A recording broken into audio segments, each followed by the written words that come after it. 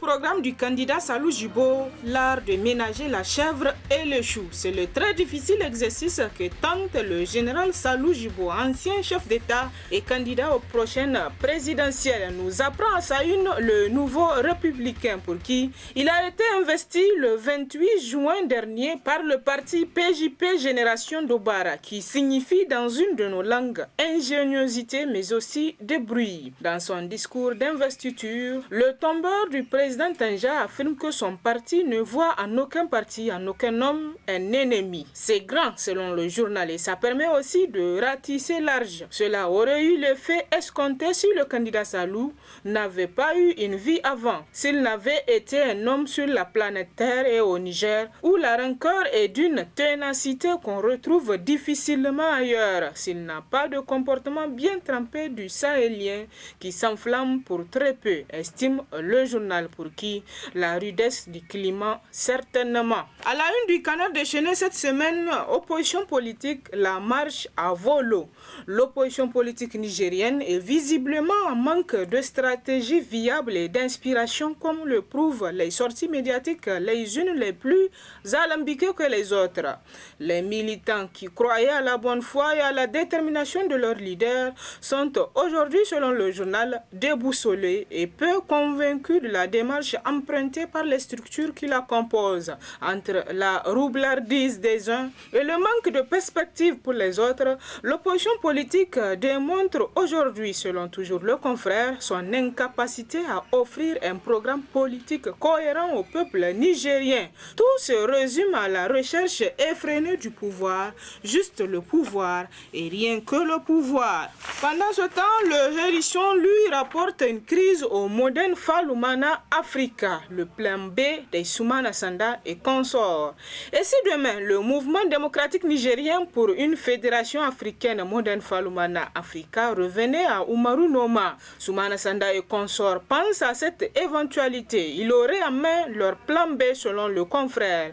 Qui aura la légitimité du Modern Falumana, s'interroge les confrères, pour qui la question est à ce jour pendante devant la justice. Chacun des deux camps en procès espérant avoir la vérité. Jusqu'à quand la crise interne au sein du parti au symbole de cheval ailé connaîtra son épilogue, s'interroge le journal, qui estime que le jugement dans le fond de l'affaire qui divise les humanistes n'a pas encore connu sa sentence en première instance. L'attente risque donc, selon le confrère, de s'éterniser pour les deux camps, car à moins qu'un des protagonistes ne se décide à lâcher le morceau, c'est parti pour l'interminable procès, c'est-à-dire jusqu'à la cassation. C'est donc une procédure judiciaire qui prendra son temps à se dérouler. À ce niveau, estime le confrère, rentre en jeu le plan B de Soumana Sanda et consorts, qui ne se voit pas dans le rôle de dindon de la farce. En termes plus clairs, les partisans de Hama Amadou, comme Emma à s'appeler les adversaires de Umaru Noma, n'entendent pas être laissés sur les carreaux lors des prochaines élections. Si la crise à Lumana venait à s'alisser, sous quelle bannière se présenteront les familles fondatrices de Niamey, s'interroge le journal. Le journal La Griffe, lui, rapporte à sa une malaise autour du processus électoral. Un dialogue politique inclusif s'impose selon le confrère. Au fur et à mesure qu'on s'approche des prochaines échéances électorales, le climat politique nigérien se chauffe, nous apprend le confrère, faisant craindre une véritable implosion. Nombreux sont les observateurs qui pensent que la meilleure façon de prévenir une nouvelle crise politique est d'engager un dialogue impliquant l'ensemble des acteurs afin de s'entendre sur l'ensemble du processus électoral. Et à propos du point de presse du Premier ministre, la roue de l'histoire rapporte à sa une les vérités qui fâchent l'opposition. Le Premier ministre, chef du gouvernement, président du Conseil national de dialogue politique CNDP, était face à la presse le samedi 4 juillet 2020. Cette sortie médiatique intervient après la réunion houleuse du CNDP tenue le vendredi 3 juillet 2020 et qui a statué essentiellement sur le processus électoral en cours dans notre pays, nous apprend le journal, pour qui l'occasion a été mise à profit par le Premier ministre pour d'abord planter les décors sur l'évolution du dialogue politique qui va de pair avec celle du processus électoral dans le respect des délais tels que fixés par la Constitution et le Code électoral, a indiqué Birji Rafini, avant de dérouler le processus électoral tel qu'il a été conduit avec la participation active de l'opposition, notamment sur la réforme du Code électoral et la représentation des groupes au niveau de la Commission électorale nationale indépendante CENI. Le confrère poursuit que le processus était bel et bien inclusif et consensuel avant que l'opposition ne fasse curieusement un retournement spectaculaire, optant pour le boycott systématique et criant sur tous les toits un processus unilatéral. Un rappel que le Premier ministre a tenu à faire et qui apparemment a fâché l'opposition qui, à travers la sortie médiatique de certains de ses ténors, a eu l'outrecuidance de nier tout paraphe d'un quelconque document. Plus loin dans ses colonnes, le journal La Griffe nous apprend qu'à la réunion du CNDP boycottée par l'opposition politique, la CENI propose des élections locales et des législatives partielles pour la diaspora le 17 janvier 2021. Lors de la réunion du CNDP tenue le 12 juin 2020, le président de la CENI avait émis, selon le confrère, des réserves sur le respect de cette date du 1er novembre et le vote de la diaspora pour les élections générales présidentielles et législatives.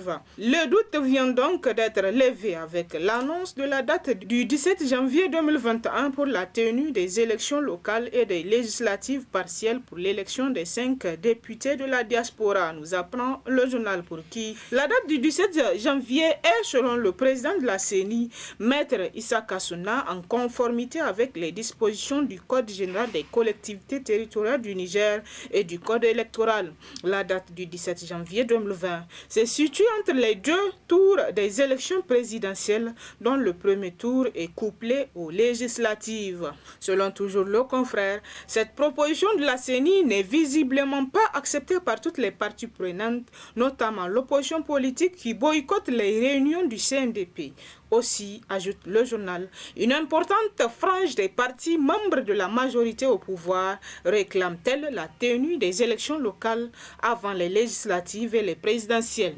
Ceci pour jauger, selon le confrère, le terrain lors de ces élections de proximité avant d'affronter la dure épreuve des élections générales. Puis, à quoi jouent les députés de la majorité? S'interroge en gros le Nouveau Républicain dans sa parution. Le Nouveau Républicain qui rapporte que c'est avec un sentiment de regret et d'amertume que les Nigériens ont suivi la semaine dernière au cours de la session budgétaire le rejet manifeste de la proposition de création d'une commission d'enquête parlementaire sur la commercialisation et l'attribution des permis pétroliers au Niger. La proposition d'enquête en question est, selon le confrère, la résultante des mauvais témoignages du ministère du pétrole qui parviennent aux députés signataires, et ce à divers niveaux, et qui font état de détournements les plus inimaginables dans l'attribution des permis pétroliers au monde, de surfacturation, des fausses commandes qui ont rendu milliardaires dans un laps de temps certains agents du ministère du pétrole, toutes choses que le partenaire chinois avait tenté de décrier il y a quelques mois, mais qui malheureusement, selon le confrère, n'a pas fait l'objet d'attention ni du président de la République, encore moins de la haute autorité de lutte contre les infractions assimilées. Le journal estime que les députés signataires voulaient tout juste mettre au courant les Nigériens, notamment la façon dont notre pétrole est géré depuis presque 10 ans, et situer les responsabilités. Mais pour quel intérêt mesquin l'Assemblée nationale a refusé d'enquêter sur la gestion peu orthodoxe de notre pétrole, dont presque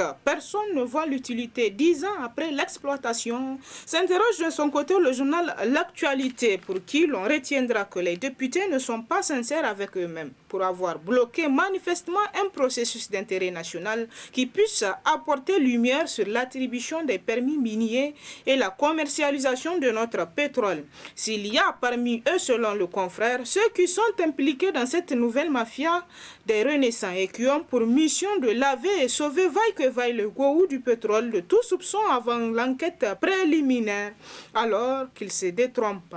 car la commission chargée des affaires économiques et du plan a déjà fourni un effort et l'échec n'annule pas la valeur de l'effort accompli, estime le confrère. Que les députés le veuillent ou pas, les Nigériens ont le droit d'être informés sur la gestion du pétrole qui éventuellement pourrait nous cacher des graves manquements plus regrettables que ceux observés au niveau du ministère de la Défense nationale, écrit le journal. Au journal La Griffe d'ajouter qu'en agissant comme ils l'ont fait, ce député du MNSD Nassara et ses collègues des autres partis de la mouvance présidentielle ont privé les Nigériens d'une belle occasion pour savoir comment le pétrole de leur pays a été géré depuis le début de son exploitation en 2011. Si une commission d'enquête parlementaire était mise en place, elle allait sans doute dire aux Nigériens si oui ou non ils ont raison de demander la réduction des prix du carburant qui fait partie des plus chers de la région. Si cette commission avait été acceptée par le député Lamido Aruna et ses autres collègues qui se sont opposés à sa création, le journal estime qu'elle allait sans doute permettre aux Nigériens d'avoir une idée des montants mobilisés dans la vente de leur pétrole et l'utilisation qui a été faite de ces montants, surtout que la Constitution a prévu qu'un pourcentage des ressources tirées des richesses minières et pétrolières soit affecté aux secteurs sociaux de base comme la santé, l'éducation et l'agriculture, entre autres. Et c'est sous le titre « Qui a peur d'une commission d'enquête parlementaire sur la gestion du pétrole ?» Puis, en matière de santé, nous apprenons du journal Le Temps que le Niger a été honoré et félicité par l'Organisation mondiale de la santé OMS. La crise de Covid-19 a été révélatrice d'un potentiel du Niger en matière d'innovation et de création, écrit le confrère, pour qui la forte capacité d'adaptation de la population à la rupture de certaines normes sociales, fermeture des lieux de culte, interdiction de se serrer les mains, etc., et la résilience du système de santé du Niger, malgré la modestie des moyens. Force est de reconnaître que le ministre de la Santé publique, Dr Idi Ilyassou Menassara, a une fois encore été félicité et encouragé par l'Organisation mondiale de la santé OMS et plusieurs institutions internationales du secteur de la santé pour la brillante réaction et la gestion professionnelle de cette pandémie de Covid-19 au Niger, nous apprend le confrère. Ainsi, il fait honneur à la patrie depuis son arrivée à la tête de ce ministère stratégique. Il imprime sa marque et impose sa vision de ce que doit être le système de santé pour un Niger émergent, à savoir faire en sorte que chaque Nigérien et chaque Nigérienne puisse accéder légitimement à la couverture sanitaire universelle. C'est du moins le pari que tente de gagner cet illustre membre de la noble corporation que constitue le corps des médecins. L'actualité à travers les journaux cette semaine, c'est aussi le Hajj 2020. Et à propos de ce sujet, l'on apprend du nouveau républicain que l'Arabie Saoudite annonce de nouvelles mesures restrictives. Des milliers de musulmans à travers le monde attendent de savoir s'ils pourront et comment effectuer le Hajj 2020 cette année. Et face à cette conjoncture difficile que traverse le monde entier en raison de la propagation de la pandémie du coronavirus, l'Arabie Saoudite a annoncé plusieurs mesures restrictives de prévention et de précaution pour contenir la propagation du Covid-19, interdisant notamment les rassemblements des pèlerins lors du Hajj 2020, nous apprend le journal qui continue. Outre l'interdiction des rassemblements de pèlerins, il ne sera pas possible de toucher la Kaaba et des mesures de distanciation sociale seront mises en place selon un document du Centre pour la prévention et le contrôle des maladies. Pour rappel, en juin dernier, l'Arabie Saoudite avait décidé que seuls 1 millier de fidèles et uniquement aux résidents en Arabie Saoudite pourront effectuer le grand pèlerinage de la Mecque fin juillet. Ils devront être âgés de moins de 65 ans et se mettre à des tests avant leur arrivée. Braconnage dans la région de Zander, une quarantaine de gazelles d'Orcas tuées par des braconniers nous apprend la roue de l'histoire dans sa parution. Une quarantaine de gazelles d'orcas, une espèce en voie de disparition, a été massacrée par des braconniers dans la réserve naturelle, ont annoncé le lundi 7 juillet les services de l'environnement nigérien. C'est le pire massacre commis dans la réserve. Avant, c'était à petite échelle, une gazelle par-ci, une par-là. Ils ont abattu une quarantaine de gazelles d'orcas, a déclaré à l'AFP Maman Hamidou, le directeur régional de l'environnement de la région de Zender, qui abrite une partie de la réserve, une des plus grandes d'Afrique. Les auteurs du désastre, 4 braconniers, tous des habitants de la zone de la réserve, ont été arrêtés et écroués grâce aux informations données aux équipes des forestiers par des membres des communautés locales impliqués dans la gestion de la réserve, a expliqué Maman Hamidou. Les carcasses des bêtes qui ont été saisies lors d'une vaste opération ont été présentées à la presse en présence du gouverneur de la région, M. Issa Moussa. Et c'est l'essentiel de l'actualité à travers les journaux cette semaine. Très bonne lecture et à la semaine prochaine, Inch'Allah.